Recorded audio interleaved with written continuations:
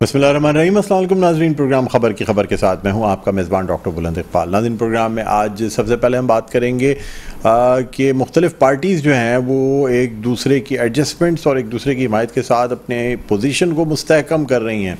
जहां एक तरफ NA 242 में मरकज़ी मुस्लिम लीग जो है वो मुस्तफ़ा कमाल के हक़ में दस्तबरदार हो गई है, वहीं NA 230 जो है यानी 230 जो है उसमें MQM ने ऐलान किया है कि वो अल्लामा गाजी औरंगज़ेब की हिमायत का ऐलान करेगी। आपको बताते चलें कि NA 242 इस वक्त कुछ ख़ास तवज्जो का मरकज़ इसलिए भी बना हुआ है कि यहाँ से शहबाज शरीफ भी इलेक्शन लड़ रहे हैं और ख़ास तौर पे ये जो मुस्तफ़ा कमाल की इस हिमायत के बाद, चूँकि पहले भी माजी में मुत्तहदा कौमी मूवमेंट पाकिस्तान या माजी की PSP जो है वो यहाँ से अच्छे खासे वोट्स हासिल करती रही है।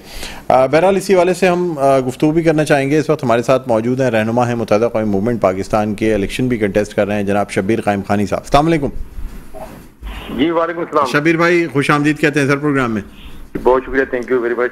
सर, सबसे पहले तो मुझे बताइएगा कि एक जो लेवल प्लेइंग फील्ड का एक जुमला जो इस्तेमाल किया जाता है, सारी पार्टियां हमें पहले गिला करती हुई नज़र आई कि नहीं जी वो लेवल प्लेइंग फील्ड नहीं मिल रही, आज़ादी नहीं है इलेक्शन लड़ने की। मुत्तहदा कौमी मूवमेंट पाकिस्तान को इस वक्त लेवल प्लेइंग फील्ड महसूस हो रही है? आपको पूरी आज़ादी के साथ इलेक्शन लड़ने की इजाज़त मिल रही है? बिस्मिल्लाहिर्रहमानिर्रहीम। देखिए डॉक्टर साहब, बिल्कुल जो ये इस इलेक्शन में नया जुमला सुनने को मिला, आप लोगों के पास भी, और आप लोग भी इस जुमले को बड़े कसरत से इस्तेमाल कर रहे हैं कि लेवल प्लेइंग फील्ड, ठीक है ना, हर इलेक्शन में ही होता है। यकीनन जो पार्टी को थोड़ा बहुत खदशा होता है कि हम इलेक्शन हार जाएंगे या हमारी कोई परफॉर्मेंस नहीं है, कोई हमारे डिलीवर्स नहीं है, तो वो इस किस्म के बहाने बनाती है। लेकिन बहरहाल इलेक्शन में तमाम जितनी भी पॉलिटिकल पार्टियां हम देख रहे हैं, सब कार्नर मीटिंग्स भी कर रही हैं, बैनर भी लगे हुए हैं, पैनाफ्लेक्स भी लगे हुए हैं, लोगों के पास आ जा भी रहे हैं, रैलियां भी निकाल रहे हैं। तो फिर वो कौन सी लेवल प्लेइंग फील्ड चाहते हैं?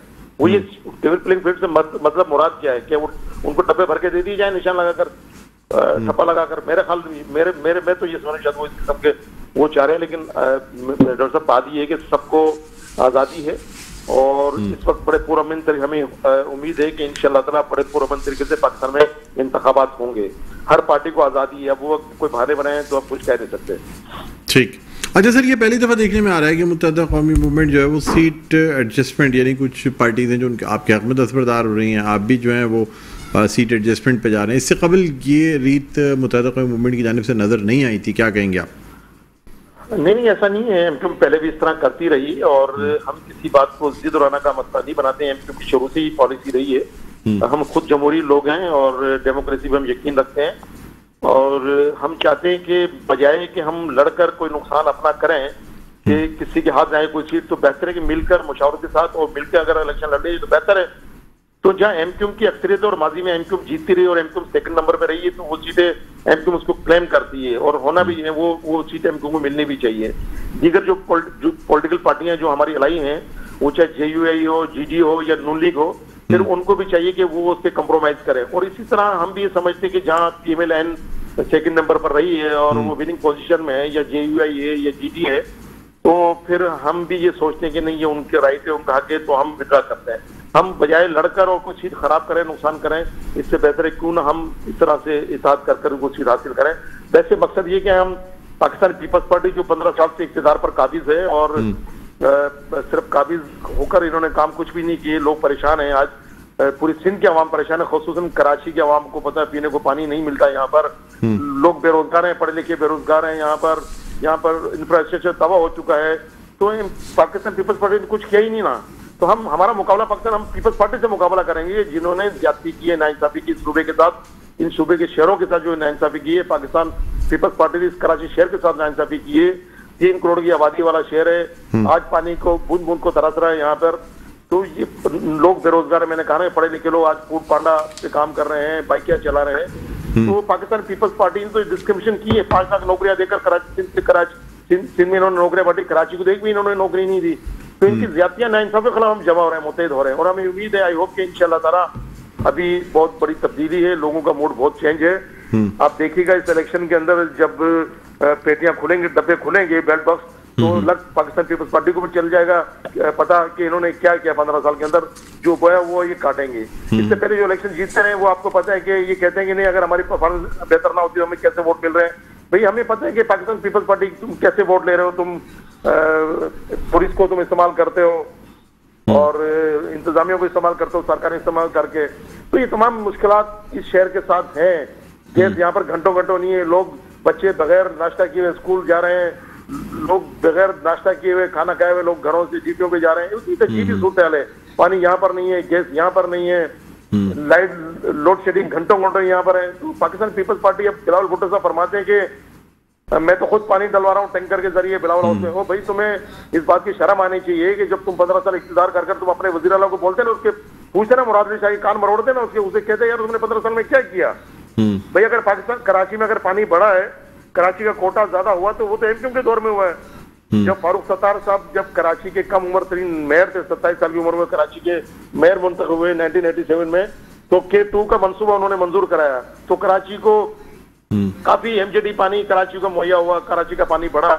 इसी तरह से जब मुस्तफा कमाल 2005 में जब मुंतखब हुए तो मुस्तफा कमाल सब खुद आपको पता है कि उन्होंने K3 का मंसूबा मंजूर कराया, फिर कराची को पानी बढ़ा। शबीर भाई, मुत्तहदा कौमी मूवमेंट की सियासी कैंपेन और इलेक्शन कैंपेन और सियासत का महवर इस वक्त एंटी पीपल्स पार्टी लगता है सर। मतलब जितने चाहे जलसों में बात की जाती है, अब जैसे आज भी मुस्तफा कमाल साहब ने यही कहा कि जी मेरा बस चले तो मैं जो है ना वो लाड़काना और नवाब शाह से भी जमानतें जब्त करा दूं पाकिस्तान पीपल्स पार्टी की। तो सर क्या मुत्तहदा कौमी मूवमेंट पाकिस्तान इस वक्त सिर्फ एक हरीफ यानी पीपल्स पार्टी के अगेंस्ट इलेक्शन लड़ रही है, आप समझते हैं? नहीं, हम तो हर उस पार्टी के लिए बात कर रहे हैं जिन पार्टियों ने पाकिस्तान को नुकसान पहुंचाया, पाकिस्तान की आवाम के साथ धोखा किया, चाहे वो पीटीआई हो चाहे पाकिस्तान पीपल्स पार्टी हो। और बिल्कुल हम सही कह रहे हैं कि अल्लाह ताला अगर हमें मौका दिया तो हम हर जगह से इनकी जमानतें जब्त कराएंगे। सर आप समझते हैं पाकिस्तान मुस्लिम लीग नून ने जो है अपने दौरे इख्तिदार में पाकिस्तान के साथ इंसाफ किया? क्या कह रहे हैं सर? पाकिस्तान मुस्लिम लीग नून ने इंसाफ किया है पाकिस्तान के साथ, ये मुझे बताएं। देखिए मैंने कहा ना कि हम उस पार्टी के लिए बात कर रहे हैं जिन्होंने जातीय चयन सबकी, ठीक है ना। हम नून लीग के लिए भी बात करते रहे, हमने कब नहीं कहा कि नून लीग के लिए हमने बात नहीं की, ठीक है ना। तो पाकिस्तान के अखबार में आप देखते रहे कि हम अलायंस भी करते रहे, हमने पाकिस्तान पीपल्स पार्टी से भी किया, हमने नून लीग से भी किया, हमने पीटीआई से भी किया। इस एमक्यूएम ने हर किसी के साथ धोखे खाए हैं। अब अगर हम पाकिस्तान पीपल्स हमने अगर हमारी नून लीग के साथ अगर कोई हम आंगी हुई है या गुड रिलेशन हम कायम करना चाह रहे हैं तो वो हम पाकिस्तान की आवाम की बेहतरी के लिए चाह रहे हैं ना। हमने इनसे बात की है और हमने कहा है कि देखो जिस तरह से पाकिस्तान पीपल्स पार्टी ने जो 18वीं तरमीम का मजाक उड़ाया है और उसके बाद हमने इन नून लीग वालों से हमने ये बात की है और हमने उनसे कहा कि आइन भी जो तरामीम करते हैं 3 जो शक है ना, तो उस पर बेहतरी आने की तवक्का है, फिर मसाइल हल की तवक्का है। तो नून लीग ने ये बातें मानी है, बस अल्लाह करे कि नून लीग को हुकूमत मिले और फिर हम उनके इत्तेहादी होंगे और ये मसाइल है इंशाल्लाह ताला हमें उम्मीद है कि वो मसला हल करने की भरपूर कोशिश करेंगे। ठीक है। अच्छा सर मुझे बताइएगा 230 में आपने दस्तबरदारी का ऐलान किया है और ये ऐलान जो है ना ये अल्लामा गाजी औरंगजेब की हिमायत में किया गया है, क्या कहेंगे सर?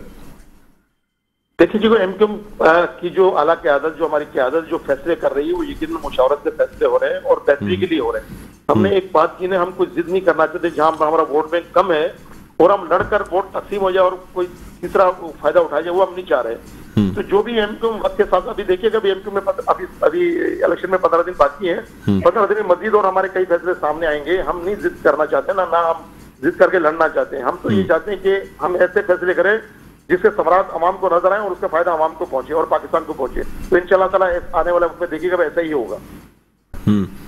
अच्छा सर आप समझते हैं कि इससे यानी अब मुख्तलिफ पार्टियों से जो सीट एडजस्टमेंट हो रही है इससे आपके हलकों में आपका वोट बैंक बढ़ेगा या इन जमातों की सपोर्ट आपको हासिल होगी?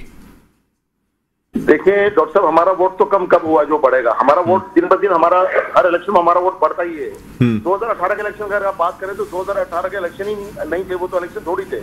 आपको पता है जब मुल्क का आरटी सिस्टम बैठ गया था 48 घंटे बाद अगर कराची का रिजल्ट आ रहा है तो उस पर मैं क्या डिटेल में बात करूँ, वो तो चलो वक्त गुजर गया, अब 2024 अब 2018 नहीं है, बार बार हम उसका रोना नहीं रोते हैं, वो वक्त गुजर गया। अब 2024 में 2024 का इलेक्शन जो 8 फरवरी का जो रिजल्ट है वो खुद बताएगा कि कराची की आवाम किसके साथ है। अभी 2 रोज पहले हमने जलसा किया है जो कराची में लोग पहले कहते थे कि एमक्यूएम जबरदस्ती गन पॉइंट पे लोगों को जमा कर कर जलसा करती है, लोग आवाम को भरती है ग्राउंड के अंदर, तो अब तो वो ताना भी नहीं है एमक्यूएम को। अब तो वो एमक्यूएम भी नहीं है। देखें, हमने आवाम के दिल जीते हैं, और सिर्फ कराची की आवाम के दिल नहीं जीते, हमने कराची से लेकर कश्मीर तक एमक्यूएम ने आवाम के दिल जीते हैं, और इस पर ही हम तकिया करते हैं। तो फिर हम यकीन के साथ कह सकते हैं कि कराची की आवाम, वो कोई जबान बोलने वाले लोग हों, किसी मजहब से ताल्लुक रखने वाले लोग हों, वो एमक्यूएम को जानते हैं और एमक्यूएम को इंशाल्लाह ताला वोट देंगे, और एमक्यूएम 8 फरवरी को सरप्राइज देगी पूरे मुल्क की आवाम को। सर, आप पावर शो से मुतमईन है अपने जो किया गया बाग़ जिना में? आप समझते हैं कि क्योंकि जो आपके ख़ास तौर पे रहनुमाओं के चेहरे पे जो खुशी और जो मुस्कुराहट या जो इत्मीनान था, उससे लगता है कि आप लोगों के टर्नआउट से काफ़ी हद तक मुतमईन थे। देखिए डॉक्टर साहब, मैं तो अभी भी मुस्कुरा रहा हूँ, और मैं इस वक्त कार्बन मीटिंग में बैठा हूँ, मैं वहाँ पे, और बैठ के मेरे सामने जो हमारे वोटर हैं, लोग हैं, वो भी बैठे हैं, वो भी गुफ्तगू सुन रहे हैं। मैं तो अभी भी मुस्कुरा रहा हूँ, वो गवाह है। इसलिए मुस्कुरा रहे, इसलिए खुश हैं कि बिल्कुल हम मुतमईन हैं। हम क्यों मायूस होंगे जब कराची के अवाम की मोहब्बत एमक्यूएम के साथ है, जब कराची के अवाम का ताउन एमक्यूएम के साथ है। मैंने पहले कहा, ख्वाह किसी जबान से ताल्लुक उनका हो, तो हम बिल्कुल मुतमईन है। तभी तो मैं ये बात कह रहा हूँ। अगर आप मेरे सामने होते, अगर मेरी वीडियो आ रही थी, तो मेरी बॉडी लैंग्वेज से भी आपको अंदाजा हो जाता कि हम कितने मुतमईन हैं। इंशाअल्लाह ताला, मैंने पहले कहा कि एमक्यूएम सरप्राइज देने जा रही है पाकिस्तान की आवाम को। वो 8 फरवरी को पता चल जाएगा शाम को, जब आप लोग बैठे होंगे, जब आप तबसरा कर रहे होंगे, आप जैसे मुबसरीन, और फिर हर आपका टीवी का काम है ना, वो मखसूस होगा पतंग के लिए। सर, ये भी कहा जा रहा है कि कुछ वादे कर लिए गए हैं आपसे, क्या ये बात दुरुस्त है? वादे कर लिए गए? किसने वादे किए? अब सर, ये तो आप खुद बेहतर समझते हैं कि नहीं, मैं आपसे पूछ रहा हूँ ना, आपने मुझसे पूछा, मुझे तो नहीं पता। मैं कुछ आपको गारंटीज दे दी गई हैं, या आपसे कुछ उम्मीदें वापस, आपको उम्मीदें दिला दी गई हैं? इस वक्त भी मैं एक मंदिर में बैठा हूँ, टिक रोड पे मंदिर है ना, हिंदू कम्युनिटी का मंदिर में बैठा हूँ। मेरे सामने सारे हमारे हिंदू कम्युनिटी के लोग बैठे हुए हैं। इन्होंने खुद बुलाया, हम जबरदस्ती नहीं आए। तो ये लोग चाहते हैं ना, लोग तो वादे ये लोग कर रहे हैं हमसे, बिल्कुल वादे कर रहे हैं हम आपको वोट देंगे। तो बाकी और किसने वादे किए, मुझे नहीं पता आप किसके बारे में बात कर रहे हैं। अगर आप मुझे कहेंगे तो मैं आपसे आगे बात करूंगा ना। आवाम बिल्कुल वादे कर रही है, आवाम सरप्राइज देगी इंशाल्लाह। कहीं और से कोई वादा नहीं हुआ आप कहने का मतलब ये? बाकी आप अपनी उस पे और आप मुझसे मुखातिब, आप वादा कर ले, अगर आप मेरे हल्के में आ रहे हैं, किसी भी हल्के में आप आ रहे हैं, जो जहाँ से हमारे उम्मीदवार हिस्सा ले रहे हैं, पता के निशान पे आप उनको वोट दीजिएगा। ठीक है, बहुत बहुत शुक्रिया शब्बीर भाई, आपने प्रोग्राम की वक्त निकाला। नाज़रीन, सीनियर रहनुमा मुत्तहदा क़ौमी मूवमेंट पाकिस्तान शब्बीर कायम खानी हमारे साथ मौजूद थे। एक वक्फा लेंगे, वक्फे के बाद दोबारा आपकी खिदमत में हाज़िर होते हैं। देखते रहिए प्रोग्राम खबर की खबर। जी नाज़रीन, वेलकम बैक। एक दफ़ा फिर आपको खुशामदीद कहते हैं प्रोग्राम खबर की खबर। मैं हूँ आपका मेज़बान डॉक्टर बुलंद इकबाल। नाज़रीन, हम बात कर रहे हैं मुख्तलिफ पार्टियों की सीट एडजस्टमेंट्स और एक दूसरे के हक़ में दस्तबरदार होने के हवाले से। ब्रेक पे जाने से पहले शब्बीर कायम खानी साहब से बात हो रही थी, और जैसा कि हमने जिक्र किया था कि मुत्तहदा क़ौमी मूवमेंट पाकिस्तान के हक़ में हल्का NA 242 में मुस्तफ़ा कमाल साहब के हक़ में मरकज़ी मुस्लिम लीग जो है, उन्होंने हिमायत का ऐलान किया है, और इस हवाले से आज मुलाकात भी हुई है और खुशामदीद भी कहा गया मरकज़ी मुस्लिम लीग की जानिब से। इस वक्त हमारे साथ मरकज़ी मुस्लिम लीग के नायब सदर फैसल नदीम साहब मौजूद हैं हमारे साथ ऑनलाइन। हम उनको खुशामदीद कहना चाहेंगे। अस्सलाम वालेकुम। वालेकुम अस्सलाम व रहमतुल्लाह। जी फैसल नदीम साहब, मुझे बताइएगा कि मुत्तहदा क़ौमी मूवमेंट पाकिस्तान के हक़ में मुस्तफ़ा कमाल साहब के हक़ में जो है दस्तबरदार होना, ये मुस्तफ़ा कमाल साहब की शख्सियत की वजह से, या आप मुत्तहदा क़ौमी मूवमेंट पाकिस्तान की पॉलिसीज़ और उनके मंशूर को बेहतर समझते हैं कि आपने ये बेहतर समझा कि उनके हक़ में दस्तबरदार हो जाए? देखें, ये जो सीट एडजस्टमेंट होती है, ये तो बुनियादी तौर पर सियासी और जमहूरी अमल का हिस्सा है, और मुख्तलिफ इलाकों के हवाले से मुख्तलिफ जो हल्का जात होते हैं उनके हवाले से जमातें अपनी मुख्तलिफ हिकमत अमली बनाती हैं। तो अब ये जो हल्का था, यहाँ पर हमारे भाइयों से जब हमारी बात हुई है, मशवरा हुआ है, तो उस हल्के में सिर्फ मैं उसी आपको एक ही हल्के के हवाले से बात जो है ना वो करना चाहूंगा कि वहां पर जो है ना हमारा जो बात हमारी आपस में हुई है, तो उसके मुताबिक हमें जो है ना इस तरह से लगा है कि मुस्तफा कमाल साहब जो हैं, वो जितने भी उम्मीदवार इस वक्त वहां पर मकसद इंतखाबात में हिस्सा ले रहे हैं, उनमें शायद सबसे ज्यादा वो ठीक है। तो इस हवाले से जब इस पर बात हुई और उन भाइयों ने भी हमें इस हवाले से बात की, रुजू किया, तो रुजू करने के बाद फिर हम आपस में बात की है, और उसके बाद फिर ये सिर्फ एक सीट NA 242 पर ये फैसला किया गया है और दीगर जो सीट्स हैं उन पर भी कुछ बातचीत हुई है। हमने भी कुछ चीजें अपनी उनके सामने रखी हैं, अपनी उन्होंने भी कुछ बात की है, तो मजीद भी हो सकती है। लेकिन ये कोई इत्तेहाद की सूरत, अगर आप इसको इत्तेहाद की तरफ लेकर जाएंगे तो वो वाली सूरत हाल तो इस वक्त नहीं है। लेकिन मैं ये कहता हूँ कि ये सीट एडजस्टमेंट है कि जो हमने उनके साथ की है तो मजीद भी हो सकती है और यही काम दीगर जो सियासी जमातें इस वक्त इंतखाबात के में हिस्सा ले रही हैं उनके साथ भी हो सकती हैं। और फिर एक चीज और भी बात की जा सकती है यकीनी तौर पर कि मुस्तफा कमाल साहब को अगर आप शहर कराची के हवाले से देखते हैं तो यकीनी तौर पर उनकी खिदमात हैं, तो वो खिदमात भी जो है ना ये समझ ले कि मद्देनजर थी हमारे। अच्छा सर, मुझे बताइएगा कि अब सीट एडजस्टमेंट जब की जाती है तो उसके एवज कोई ना कोई हर पार्टी, मेरी आवाज सुन सकते हैं सर? फैसल नदीम साहब, फैसल साहब मेरी आवाज सुन सकते हैं आप? आवाज आपकी सही नहीं आ रही जी। फैसल साहब मुझे बताइएगा, सीट एडजस्टमेंट जब की जाती है तो बाज़ दफ़ा उसके एवज कोई ना कोई दूसरी सीट एडजस्टमेंट अपने हक में भी कराई जाती है, तो क्या ऐसी कोई बात है क्या? जी मैं कह रहा हूं सर, जो सीट एडजस्टमेंट जैसे आपने की हल्का NA 242 में, तो क्या किसी और हल्के में मुत्तहिदा कौमी मूवमेंट भी आपके हक में दस्तबरदार होगी? देखिए, बातचीत हमारी उनके साथ जारी है, कुछ चीजें हमने उनके सामने अपनी जो है ना वो पेश की है, तो उम्मीद है कि इंशाल्लाह कोई अच्छी बात इंशाल्लाह आएगी, अल्लाह ने चाहा तो 2-4 दिन में आप तक आ जाएंगी चीजें। अच्छा, और आप समझते हैं कि मुत्तहिदा कौमी मूवमेंट पाकिस्तान इस सीट पर कामयाबी हासिल कर सकेगी? आवाज ठीक नहीं आ रही है आपकी। मैं कह रहा हूं सर, आप समझते हैं कि मुत्तहिदा कौमी मूवमेंट पाकिस्तान इस सीट पर कामयाबी हासिल कर लेगी NA 242 पे? जी सर, मेरी आवाज सुन सकते हैं आप? फैसल नदीम साहब, आपसे जानना ही चाहूंगा कि आप समझते हैं कि मुत्तहिदा कौमी मूवमेंट पाकिस्तान बासानी जो है कामयाबी हासिल कर लेगी, या मुस्तफा कमाल साहब बासानी कामयाबी हासिल कर लेंगे हल्का NA 242 से? जी फैसल साहब, मेरी आवाज सुन सकते हैं? फैसल साहब, मैं आपसे सवाल ये करना चाह रहा हूं कि आप क्या आपकी पार्टी समझती है कि मुत्तहिदा कौमी मूवमेंट पाकिस्तान या मुस्तफा कमाल साहब इस हल्के से बासानी कामयाबी हासिल कर लेंगे? देखें, हमारी जो है वो नेक तमन्नाएं उनके साथ हैं और मकसद उनकी सूरत हाल यकीनी तौर पर इस हल्के में दूसरों के मुकाबले में कुछ ज्यादा अच्छी है, बेहतर है, तो इसीलिए हमने उनकी हिमायत की है और उम्मीद है कि अगर वो कामयाब होते हैं तो मैं ये समझता हूँ कि मजमूई तौर पर शहर को भी फायदा होगा, इंशाल्लाह हमारे सूबे को भी फायदा होगा और मुल्क की जो मजमूई सियासत है उसमें भी फायदेमंद सूरत हाल आएगी। सर ये भी बताइएगा कि टोटल कितनी सीट से आपकी पार्टी कंटेस्ट कर रही है कराची से? हमारे तकरीबन 56 उम्मीदवार हैं। अच्छा, PS और NA में जी। इसमें टोटल कितने PS के और कितने NA के हैं? यानी कौमी असम्बली कितने उम्मीदवार हैं और सूबाई असम्बली कितने उम्मीदवार हैं?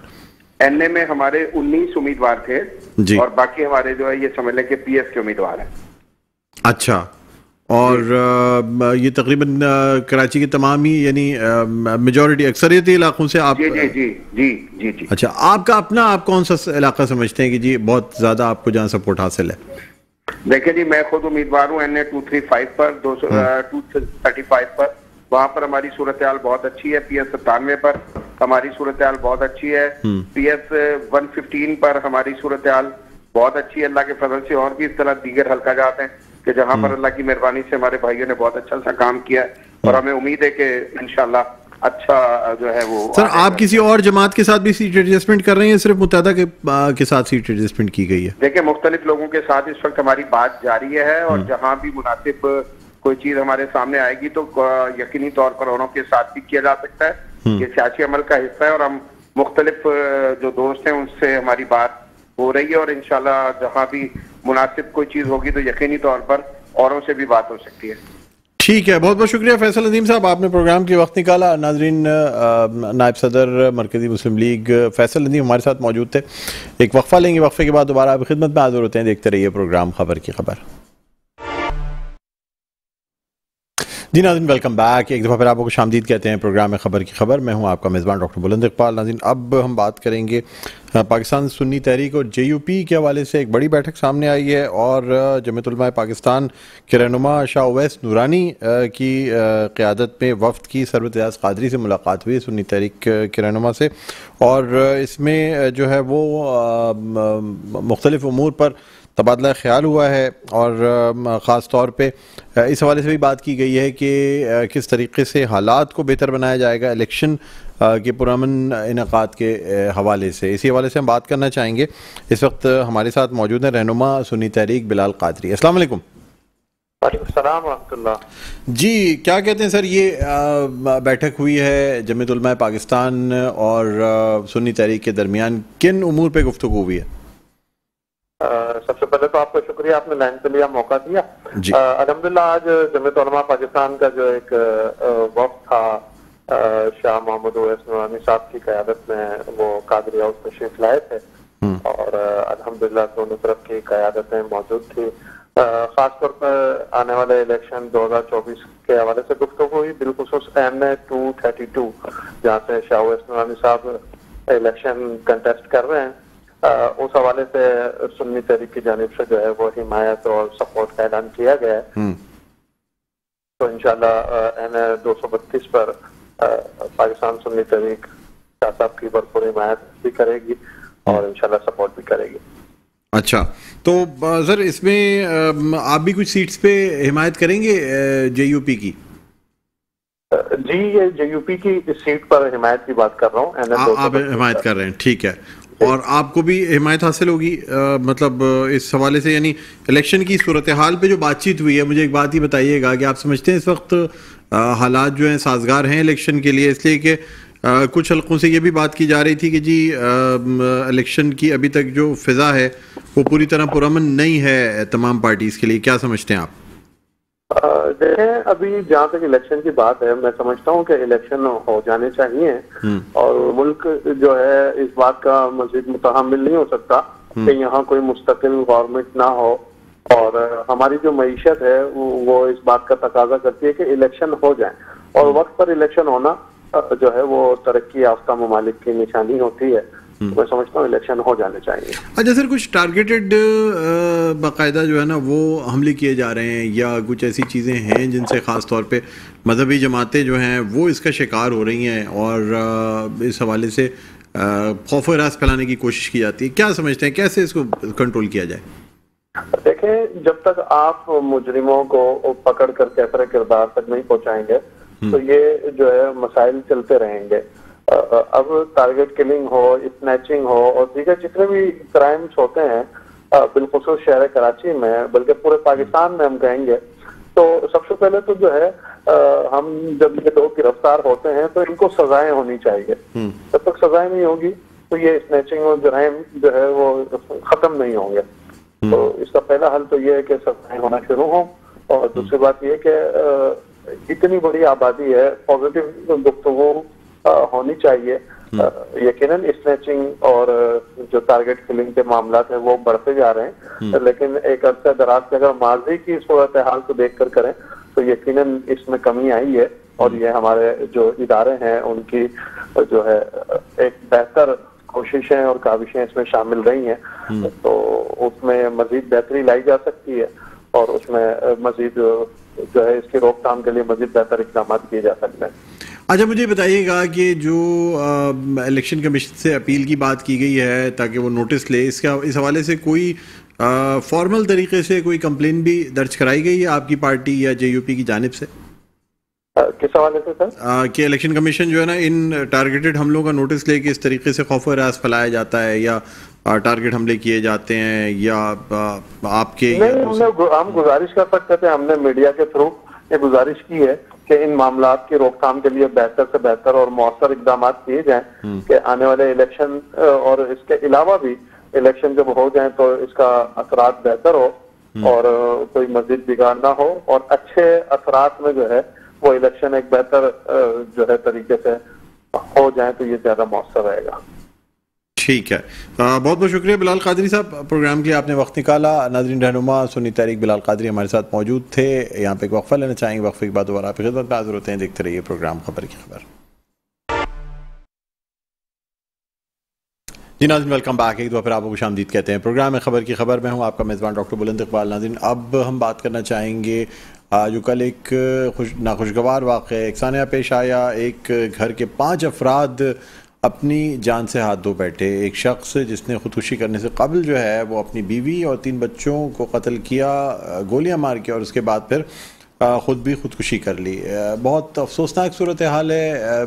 क्या वजूहात हुई, बेरोज़गारी या तमाम चीज़ें, और जिस तरीके का एक नोट छोड़ा गया उसमें लैपटॉप में कहा गया कि जी तमाम जो वजूहात हैं इस कत्ल की या इन तमाम इक़दामात की वो इस लैपटॉप में मौजूद हैं। पुलिस की जानिब से लैपटॉप और तमाम चीज़ें ले ली गई। अब कल भी हमने इस हवाले से गुफ्तगू की थी, आज भी हमारे साथ मौजूद हैं हमारे chief crime reporter Zulfikar Peerzada. अस्सलाम वालेकुम।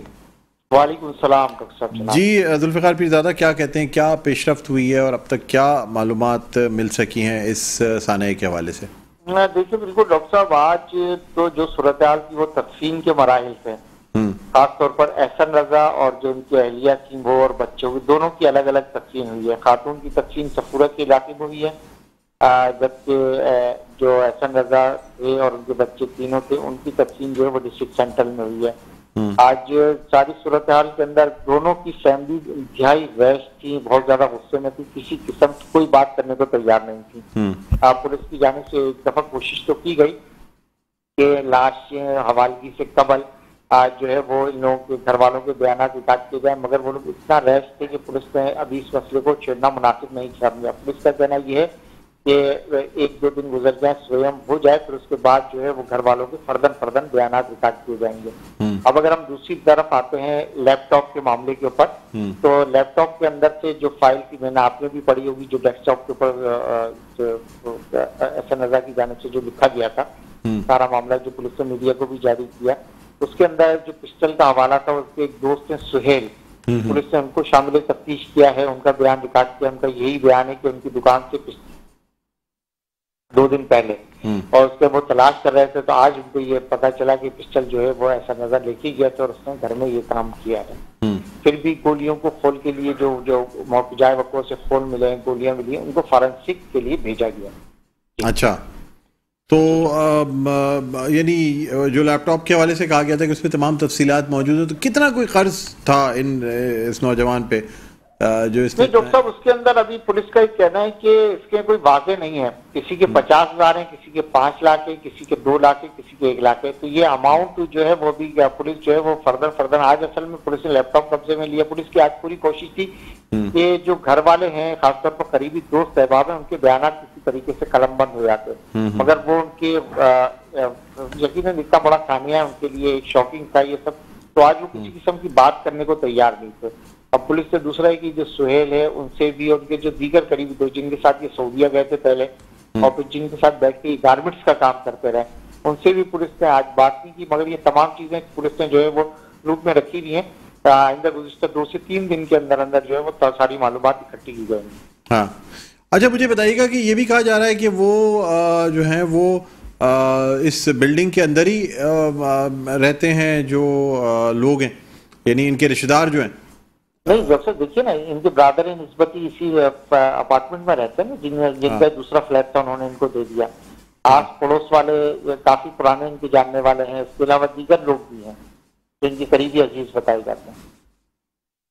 अच्छा, तो इनके रिश्तेदार क्या कह रहे हैं कि क्या इतने मतलब ये मिजाज कुछ नफसियाती मसला था या क्या था एहसन रजा के साथ? डॉक्टर साहब देखिए, अभी हम तो पुलिस जो है ना इस बारे में कुछ कह नहीं रही, अभी पुलिस ने बिल्कुल खामोशी इख्तियार की हुई है। पुलिस का कहना है कि घर वालों से कोशिश कर रहे हैं, कल से आज तक मुख्तलिफ तरीकों से कोशिश की बातचीत करने की, कोई बात करने को तैयार नहीं है। फैमिली का कोई मेंबर, ना लड़की की फैमिली का मेंबर कोई बात करने को तैयार है, ना लड़की की फैमिली का मेंबर कोई बात करने को, यहाँ तक कि आज मतलब कि नमाज जनाजा के अंदर भी जो है ना वो काफी गुस्से के अंदर थे ये लोग, खासतौर पर लड़की के घर वाले, और लड़के वाले तो बिल्कुल भी नहीं। तो पुलिस कह रही है कि शायद मामला कुछ थोड़ा सा उनका गम से हल्का हो, तो फिर उसके बाद शायद इन लोगों से बातचीत करके कुछ चीजें सामने आए। अच्छा, ये भी बता दीजिएगा कि यानी जो जिस तरीके से ये तमाम पैटर्न सामने आया है, तो इसमें सिर्फ जो है वो बेरोजगारी या कर्ज का ही वो था, या ये कि ये इसमें कोई कत्ल का भी इस किस्म का कोई अंसर जो है ना वो भी शामिल हो सकता है? डॉक्टर साहब, इसके अंदर जो सीनियर जितने भी तफ्तीशी हुक्काम है, खासतौर पर फॉरेंसिक एक्सपर्ट जो होते हैं जिन्होंने जाय वक़्वा का दौरा किया है, उनका जो है इसके ऊपर 99% इस चीज के ऊपर इत्तेफाक है कि इस तमाम मामले के अंदर जो है वो जो एहसन रजा है उन्होंने अपने बच्चों और बीवी को कत्ल किया और फिर उसके बाद खुदकुशी की। अब क्योंकि वो जो उनकी पिस्टल है उसके फिंगरप्रिंट्स भी लिए गए हैं, तो उसके ऊपर हाथ पे वो भी मैच हो रहे हैं, और बाकी घर के अंदर के जो दरवाजा है यहाँ तक आखिरी जो खोलने का हिस्सा है पीछे से जो लॉक किया जिसने उसके भी फिंगरप्रिंट्स हासिल किए। तो फिंगरप्रिंट्स की रिपोर्ट और ये सारी रिपोर्टें जब आएंगी तो फिर इस चीज के बाद और मजीद सूरत हाल वाजी जाएगी। मगर अभी तक पुलिस का कहना यह है कि 99% यही सूरत हाल है कि इस शख्स ने माशी हालात से तंग आकर अपने बीवी और बच्चों को कत्ल करने के बाद खुशी की। ठीक है, ठीक है, ठीक है, बहुत शुक्रिया जुल्फ़िकार पीरज़ादा, आपने प्रोग्राम के वक्त निकाला। हमारे chief crime reporter Zulfikar Peerzada हमारे साथ मौजूद थे और इनका ये कहना है कि जी एक तो मुआशी तंगदस्ती, उस पे से मक़रूज़ होना और ये तमाम चीज़ें जो हैं ये असल में सबब बनी।